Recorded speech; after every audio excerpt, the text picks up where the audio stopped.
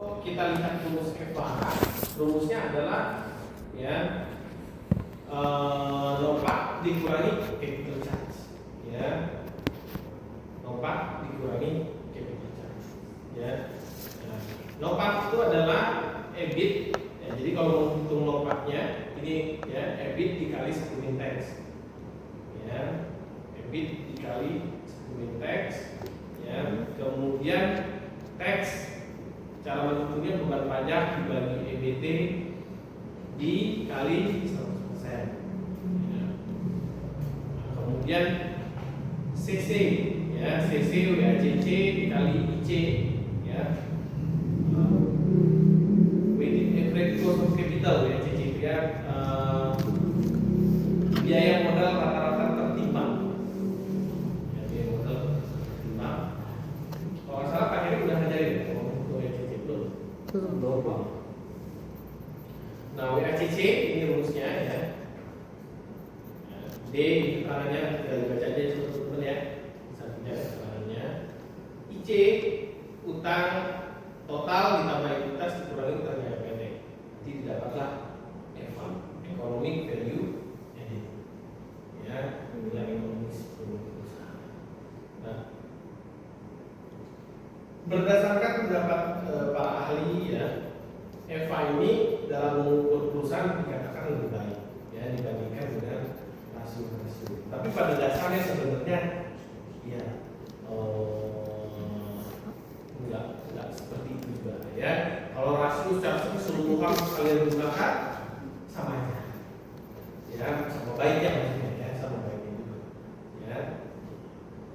Memang interpretasi angka yang disebut EVA nanti berbeda dengan rasio. Kalau rasio malah setiap pos di laporan keuangan kan itu dihitung rasio.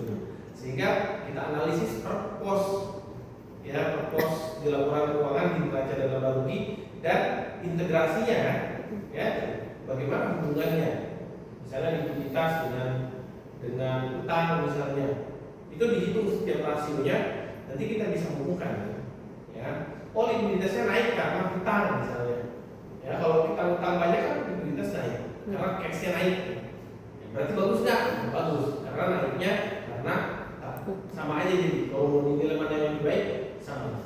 Kalau saya pikir ya. Karena cuma syaratnya tidak menggunakan rasio, semua rasio digunakan. Kok iya? Ya. Semua rasionya digunakan. Jangan hanya milih ya udahlah profitabilitas saja. Ya, itu nggak bisa menggambarkan secara menyeluruh. Jadi itu hanya menggambarkan profitabilitas atau likuiditas saja. Misalnya teman-teman itu likuiditasnya aja nih, wah likuiditasnya bagus, tanpa melihat rasio di solvabilitas, ya. Padahal dia likuiditas bagus didongkrak oleh utang. Dalam jangka pendek, cashnya mungkin banyak jadinya. Kalau dia nggak bijak gunainnya, bahaya kan jadinya. Ya. Bagaimana tahapannya? Nah, tahapannya gini. Kita ingat tadi rumusnya, ya. EVA sama dengan lompat dikurangi capital charge. Berarti kita hitung lompatnya dulu. Jadi rumus lompat EBIT dikali 1 min tax. Ya, misalnya ada EBIT 310 dikalikan 1, misalnya taxnya ya di sini gede juga ya 20% ya. Itu adalah 1 dikurangi 30%, 0,3. Sehingga lompatnya 497. Nah, setelah itu apalagi yang dibutuhkan? Ya, lompat dikurangi capital charge, gitu kan rumusnya kan ya, capital charge-nya. Nah, capital charge-nya hitungnya WACC dikali IC. Berarti kita cari dulu WACC-nya. WACC-nya itu D kali RD 1 min tax ya ditambah E kali RE ya. Ya, ini utang ya dihitung ya biaya modal kalau menggunakan utang hasilnya 58,5% biaya modalnya.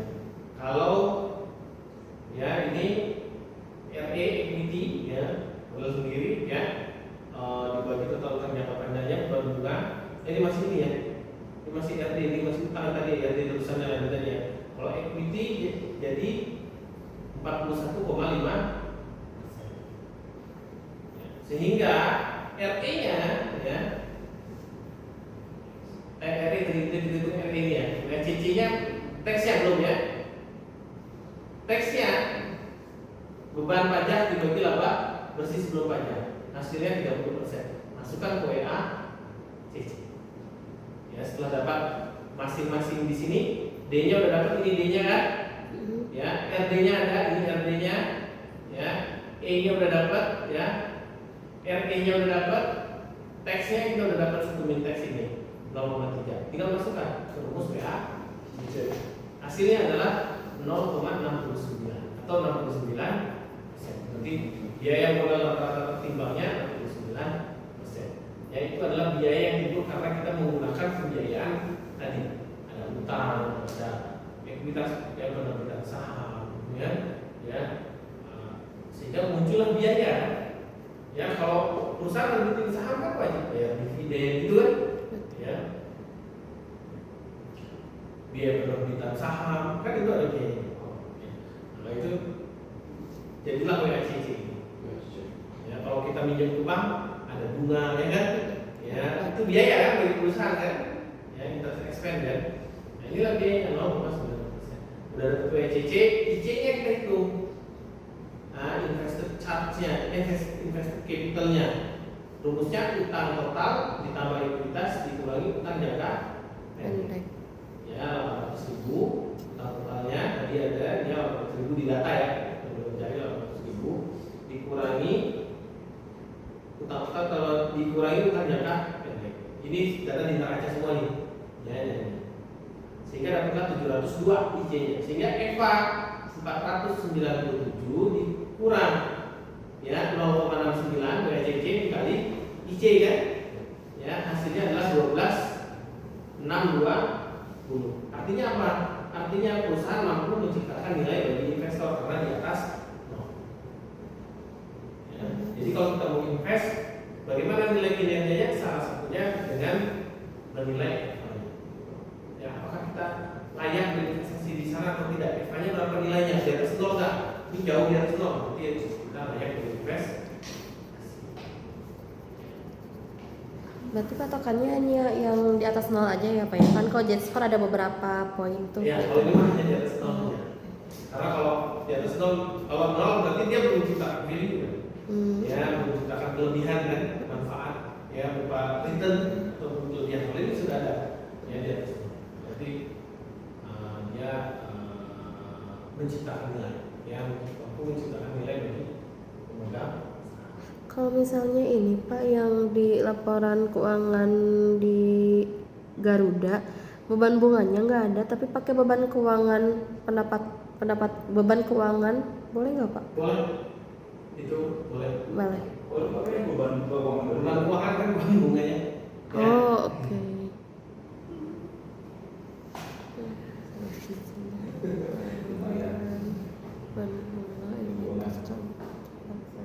Nah ini nanti kalau kalian mau gunakan tools ini ketika kalau memang ambilnya konsentrasinya keuangan bisa dipakai untuk tesis ya, misalnya menilai kayak atau apa kinerja perusahaan menggunakan EVA misalnya. Tapi kalau EVA memang jadi kalau perusahaan yang banyak jadi banyak punya rekod ya. Nah, kalau rasio mungkin sudah given kadang-kadang ya oleh perusahaan sudah dihitungin beberapa rasio ya, jadi bisa lebih cepat ya, tapi penelitian keuangan terkait itu memang sudah banyak ya, tapi nggak ada masalah untuk tesis ya, silakan aja kan tahun yang berbeda, kondisi yang berbeda ya, tahun 2000 kinerja keuangan tahun 2000 sekarang 2024 nanti 2025 udah beda lagi kan. Ya. Apa mau nanya, kalau misalnya beban bunganya nggak ada nih, Beban bisa bunga. pakai apa gitu, beban apa misalnya? Berarti dia WACC-nya nggak ada perhitungan bunga, nggak ada perhitungan utang. Kalau ada utang berarti kan kalau ada beban bunga. Ada sih hutang, cuman hutangnya tuh langsung dibayar gitu Pak, enggak gimana ya? Nggak ada rincian bunganya. Pasti pakai bunga kan? Kalau kita utang sekarang gini. Iya sih, cuma lebih ke jangka pendek kalau misalnya jangka pendek gitu Pak. terus nggak ada bunganya misalnya. Oh, itu kan bukan Berarti itu nggak. bukan jangka pendek ya maksudnya ya. Misalnya nggak ada yang jangka panjangnya, berarti RD-nya nggak usah dimasukin, Pak. Nggak Atau usah. nggak usah. Kalau nggak ada datanya. Oh, Pokoknya kalau nggak ada data nggak usah dipaksain. oh. Ya. Jadi kalau kayak tadi bayar tapi nggak ada rincian, mungkin di dalam situ ada sebenarnya. Misalnya bank nih utangin kita 1 juta, nggak mungkin kan kita balikin 1 juta lagi gitu ya. Iya sih. Rugi banknya. Dia bayar biaya administrasi, bayar karyawannya dapat dari mana? Kalau bukan dari sisi itu kan. Kalau nggak ada bunga ya susah lah. Jadi salah satu pendapatan bahkan dari situ. Ya.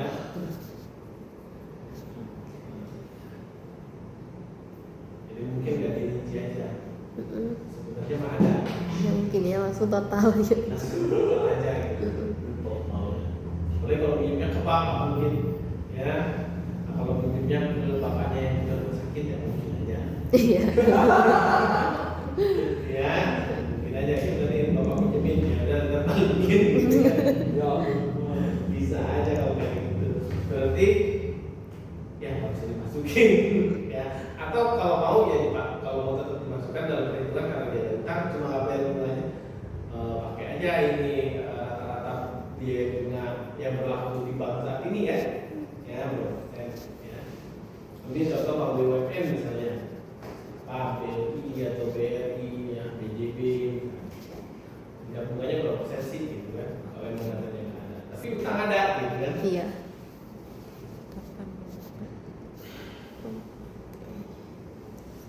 Oke, ya. Jadi itulah perhitungan EVA. Datanya ada di mana saja? Sama Sudah. EBIT di Labaruni, ya kan? Ya. Tax, ya. Baruki. Di Labaruni ada kan? Ada. Ya, taxnya berapa persen? Ya, kalau nggak tahu itu persennya, ya dihitung sendiri berapa persen itu dia dari total di atasnya kan? Iya. Ya, dari EBT-nya, ya. Misalnya EBT-nya 10.000, di situ cuma tercantum 1.000 misalnya, berarti kan 1.000 per 10.000 aja gitu kan. Mana-mana. Kemudian utang total ini neraca semua, yang di itu ada di neraca semua, beban bunga ada di neraca, utang jangka beban bunga sorry di Labaruni ya. Labaruni. Beban bunga Labaruni, total utang jangka panjang neraca, ekuitas neraca, total ekuitas, total utang dari ekuitas neraca, laba bersih ini di Labaruni, laba bersih ya, EAT berarti ya, ini Ada. tax. Kemudian beban pajak tadi ada ya, Ada. Nah, udah ya semua ada di neraca dan apa? Baruki. Nah, tinggal dibaca, tinggal dibaca, dicari, hitung ya. Nah, sehingga bisa diinterpretasikan bahwa perusahaan ini telah mampu menciptakan nilai sehingga dapat menjadi pertimbangan bagi investor untuk berinvestasi di sana ya, di perusahaan tersebut. Tinggal lihat harga.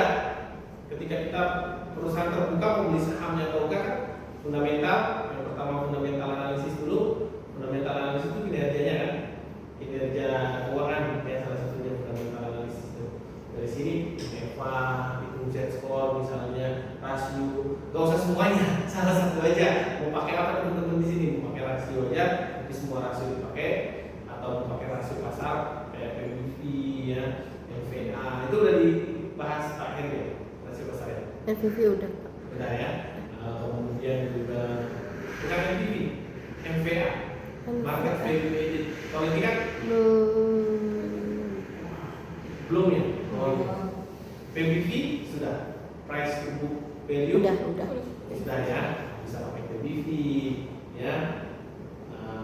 Itu silakan pilih ya.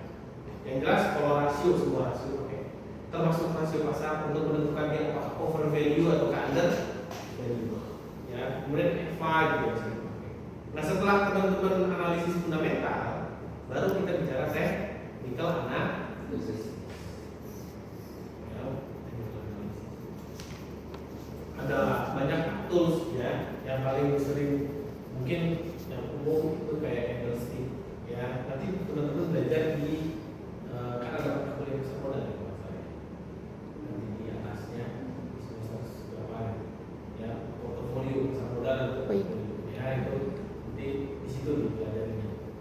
bagaimana menganalisis teknikal fundamentalnya udah nih gitu ya. Sederhananya sih ya, kalau mau gampangnya sih lihat aja historical data harga saham dalam setahun terakhir misalnya. Kalau mau short ya, mau short term investment dalam jangka pendek mau dijual, berarti mungkin setahun kelamaan ya udah deh lihat mau dalam minggu ini mau jual misalnya, lihat harga 3 bulan misalnya ya, pergerakan harga 3 bulan terakhir gimana. Misalnya jika dalam 3 bulan nih harganya di rata-rata di 300-an misalnya, nah sekarang 200 sekian ya, 250 misalnya, berarti kan murah. Tinggal lihat fundamentalnya yang kalian tadi hitung bagus nggak fundamentalnya. Kalau fundamentalnya bagus, harganya lagi turun kan bagus ya, murah kan berarti kan ya. Tapi dipastikan lagi ya, turunnya cari info lagi, apakah ada kebijakan pemerintah yang ada isu kebijakan pemerintah yang akan menekan kinerja dia di masa yang akan datang gitu kan. Ada kebijakan strategis yang mungkin beresiko, itu juga harus dilihat, bukan hanya dari laporan keuangan saja ya. Kenapa dia murah ya, padahal kinerja bagus, berarti kan ada hal lain nih. Apakah memang ada isu makroekonomi Indonesia? Kan fundamental ada makro, ada mikronya kan ya. Mikro salah satu perusahaannya ini, karena makronya ya faktor makroekonomi ya, suku bunga ya, ataukah nilai tukar misalnya, atau ada harga minyak pergerakannya gitu kan, dan itu dicek lagi ya, serta kebijakan pemerintah. Takutnya ada kebijakan pemerintah yang isunya sudah tersebar kita belum tahu gitu ya, kontrak dibatalkan misalnya ya oleh pemerintah, turun pasti. Mau kinerja sekarang lagi naik, tapi kan ke depan berarti ada pendapatan yang hilang kan karena kontraknya dibatalkan. Itu Berarti ini juga bisa jadi penentu perusahaan itu layak atau enggak, udah siap menjadi perusahaan terbuka atau enggak gitu ya Pak ya? Yang Eva bukan ini. layak atau tidak jadi perusahaan terbuka, kita bisa menilai apakah perusahaan ini kita layak berinvestasi di situ atau enggak sebagai investor. Ya, sebagai investor. Kalau posisi di internal perusahaan, berarti kinerja perusahaan kita kalau sudah EVA-nya tinggi, berarti kinerjanya sudah bagus. Karena kita sudah berhasil menciptakan nilai bagi stakeholder, khususnya stakeholder lah ya. Itu berarti kinerja kita sudah. Kalau siap atau tidak IPO ya, ini kan sudah IPO ya, perusahaan publik kan. Iya. Ya, kalau siap atau tidak IPO-nya kan ada nilai-nilainya ya, semua kebutuhan yang terpenuhi atau tidak, kelolanya gitu kan, itu baru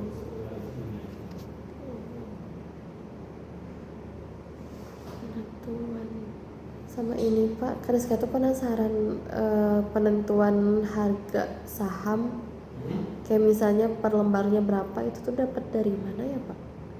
ketika sudah di pasar menentukan. Oh, ada perhitungan.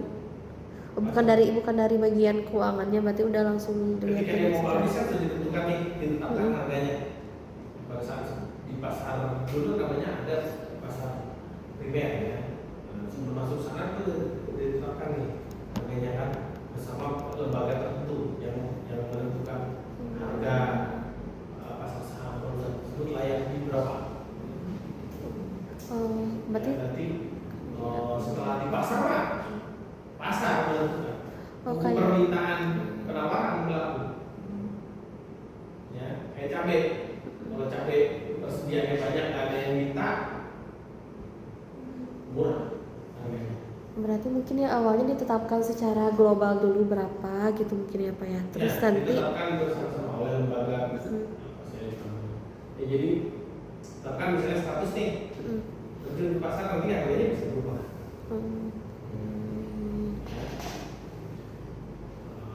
Pada saat itu kan ditetapkan dulu harganya. atau mungkin naik turunnya juga bisa dipengaruhi oleh Kalau naik turun pendapatan ya, juga di pasar, gitu ya. buku penawaran permintaan. Oh. Orang minta itu kan satu kinerjanya bagus, berarti kinerja mempengaruhi harga saham, jelas itu ya. Tapi kadang-kadang juga kalau FOMO tinggi ya, ada misal ada pemilik modal besar nih, dia beli saham harga ratusan perak misalnya, dia beli dalam jumlah banyak, harganya naik kan dari 100 jadi 300 rupiah per lembar misalnya naik.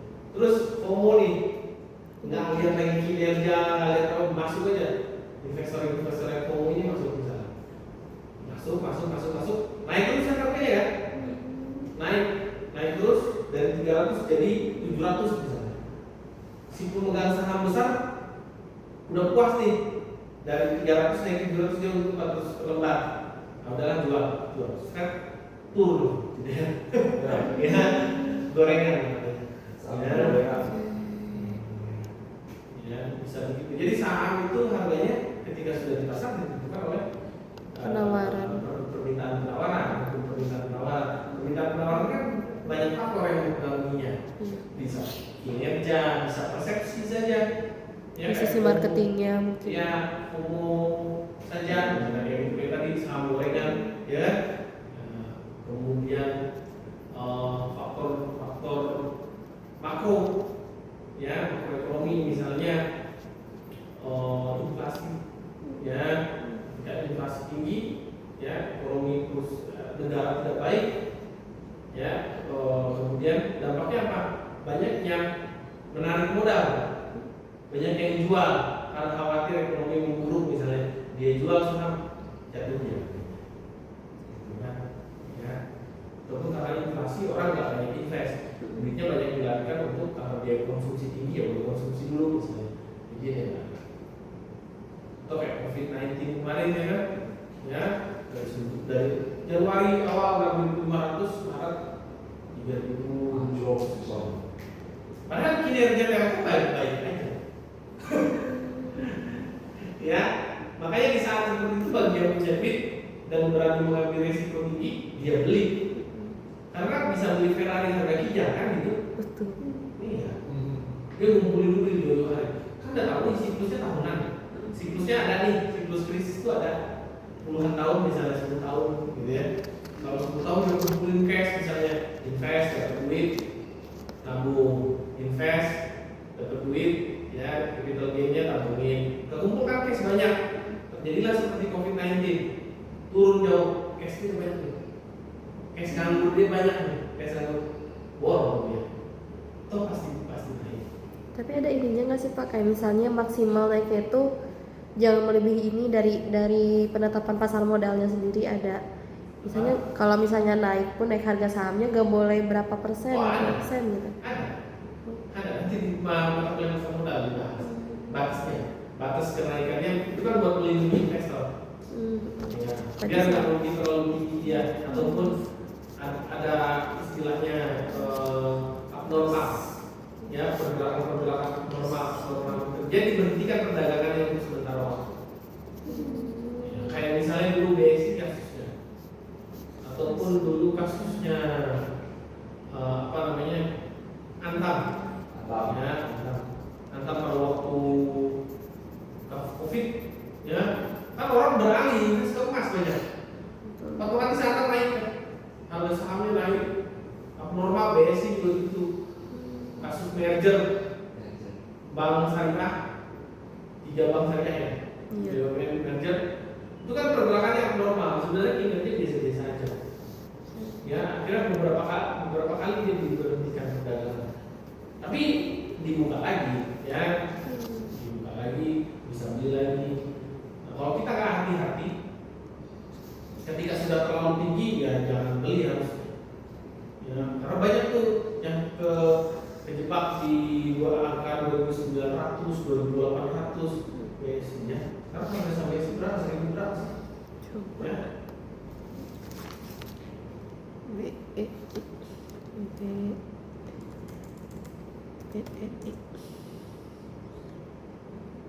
Ini 2.700.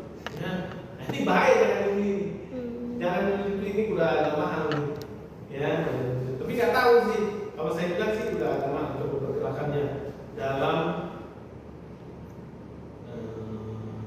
6 months. Harga tertingginya dia di Pasar. 3.100-an ya. Harga tertingginya 3.100-an. Ya, 3.150. Sekarang di 2.770. Tapi harga terendahnya di 2.400-an. Nah, saya rasa di 2.700. Di sini berapa? 2.600. Agak resiko ya beli di 2.700 gitu. Kalau dia harapannya naik ke 3.000, tapi kan dalam 1 tahun coba ada berapa kali dia naik ke 3.000 coba? 3.000, dikit kan? Dikit, total di bawah 3.000. Jadi sekarang udah 2.770, kayaknya agak riskan. Tunggu aja di 2.000, paling rendah berapa? 2.000, 1.900 ya. Nah, kalau dia di harga 2.300 misalnya, ya. Kalau nanti naik kan bisa ke 2.400, kalau dia turun terus ke 1.900, 1.200. Kalau kinerjanya lihat dulu bagusnya. Jadi bisa dihentikan perdagangan sebentar, ya. Bisa juga seterusnya bisa. Kalau memang terjadi sesuatu yang ini ya, apa namanya? Ya tidak bisa ditolong lah misalnya ya, dihentikan seterusnya. Sementara bisa, ya karena pergerakannya normal dan naik, baik dia naik normal ataupun turun secara normal.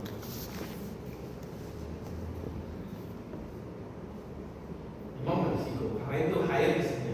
Ini saya return. Ya high risk return. Returnnya tinggi, risknya juga Tinggi. ya kadang-kadang orang juga kerja yang investor saham itu kan kadang-kadang kerja di rumah aja. Betul. Makanya ada di Depok bilang ini kok orang kaya mepet kali ya gitu. Atau investor saham dia. Ya kalau investor saham nggak harus pergi ke kantor, ya. Modalnya cuma laptop ini bisa deh. Atau wifi kencang Ya, udah selesai mas. Lihat grafik, lihat kinerja, gitu kan kinerja perusahaan, kinerja sahamnya dia perhatikan. Beli insting dia gitu kan. Pengalamannya kan itu bisa terbentuk dari pengalaman kan, berdasarkan pengalaman biasanya. Nah, lihat indikator semuanya dia lihat, beli jual, dan dalam hitungan menit kalau dia memang Untung bisa untuk gede. bisa untung gede, ya. Jadi kalau ada orang kaya nggak kerja jangan langsung bilang ngepet.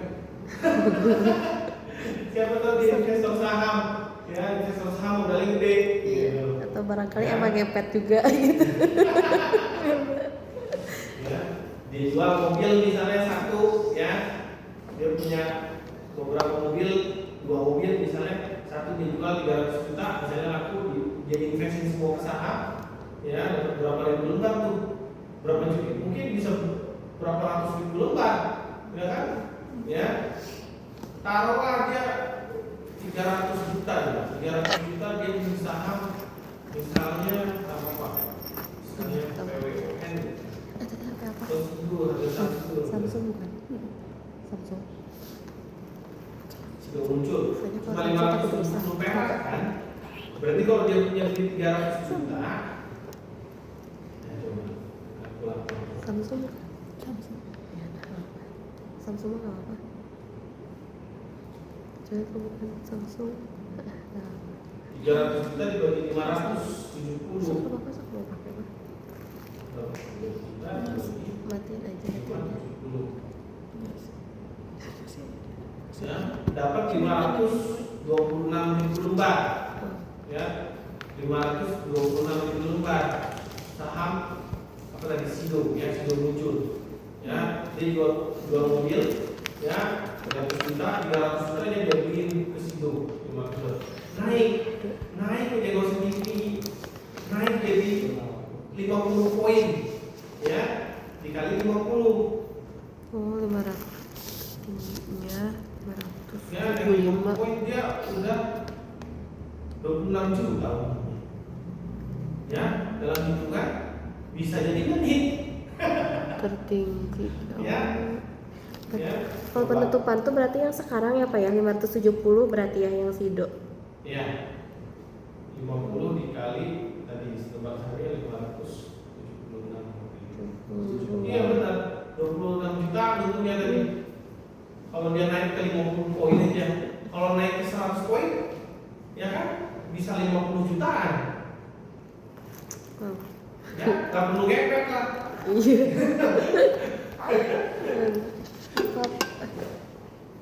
Itu kalau untung, tapi kalau lagi rugi ya bisa. Kan nggak bisa naik bisa turun. Karena itu invest di saham tanpa ilmu yang cukup itu ya bunuh diri. Ya. Karena kita bisa gambling jadinya. Ya kalau gambling itu kan bisa berangkat pakai rapi pulang tinggal kolor doang bisa kan? Ya. Saham kalau bisa gambling ya gitu. Karena itu hindarilah investasi di saham kalau nggak punya ilmunya. Ya kalau mau coba-coba belajar pakai uang kecil dulu, jangan langsung gede. Ya pakailah 500.000 misalnya gitu. Yang kira-kira teman-teman kalau kehilangan itu Enggak salah. ya, Iya. ya 300.000, 200.000 buat belajar doang gitu ya. Cari feelingnya, cari celahnya gimana. Jangan gambling, ya. Ilmunya main terjun. Iya. Beli ratusan juta ya. Nanti stres. Betul. Melihat pergerakan saham naik turunnya, pasti dulu nih, oh jangan keluar. Kemudian bangun portofolionya gimana, ya. Dan juga jangan dari utang. Banyak tuh, ya, di utang invest di saham. Waduh, duit arisan dipakai invest di saham, giliran mau diambil kan ada duitnya, turunan kayaknya. Waduh. Arisan. Ada kasus kayak gitu ya, di arisan nggak bisa bayarnya invest itu saham lagi ya, lagi turun sahamnya selesai ya. Bisa kasih ibu berapa? Ya kalau bayar ya bisa 10 jutaan, bisa 20 jutaan gitu ya, 20 jutaan. Saya lihat tuh istri saya waktu itu adanya mau nikah, ada duit sekian buat nikah, ya ada waktu 2 bulan lagi ya. Sini duitku semuanya. Saya investasi deh, dikasih di saham, diputar, dapat 7 juta. Ya dalam hitungan bulan tuh. Ya daripada mengendap begitu saja, ya. Cuma ada resiko. Kalau itu turun, resikonya adalah istri saya harus ganti uang itu, harus ada segitu juga. Tapi kalau ada untung ya bukan adanya semua. Ya, kalau membantu kan sebenarnya, ya membantu dia nikahan, dia ada tambahan uang gitu lah. Ya, kenapa 7 juta uang? 110 juta saya lupa. Jadi saya puterin. Sekarang saya sama itu agak kurang aktif ya, karena kemarin uangnya dipakai bisnis ya, belum ngumpulin lagi. Bagian ekonomi juga Pak istrinya. Hah? Ekonomi juga istrinya. Istrinya dosen juga, Oh. dosen keuangan juga. Oh. Tapi di kampus yang berbeda. Gimana Pak? Di Digitek, di Universitas Digital Indonesia, Bandung, Digitek. Nggak tahu beli di mana ya. Wah. Ya. Dulunya namanya yang dekat Labuan Buana tuh, nama kampusnya apa? STEMI. Namanya STEMI. Berubah jadi Universitas di Digital Teknologi Indonesia, Bandung. Mantap. Mainannya saham. Tapi bermahal sebenarnya. Betul. Ya, nanti satu perhatikan dulu risk profile-nya. Risk profile-nya ini risk profile ke saham kah, ke emas kah, ya, atau ke bisnis real kah? Ya, karena yang high risk itu kalau nggak kuat-kuat bisa stroke. Oh, Ya, iya sih. bisa stroke. Ya, jangan ini. Ya, jadi harus melihat, ya harus bisa tenang, jangan lihat turun aja udah gitu. Karena itu duitnya harus uang dingin. Ya, jangan uang yang dibutuhkan segera. Karena investasi saham itu long term sebenarnya. Dalam jangka panjang, setahun, 2 tahun. Iya. Ini dalam sehari kok turun ya? Kan baru berapa hari gitu kan? Kalau Mang Amsi itu sudah bilang Mang Amsi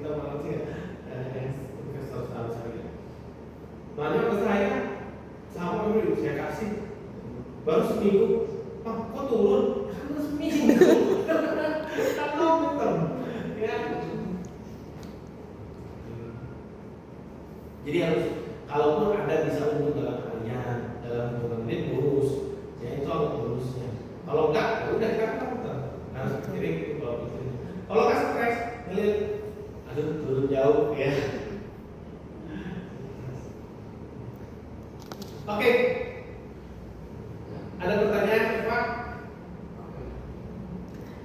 Harus dicoba dulu, kayak saya skor sih.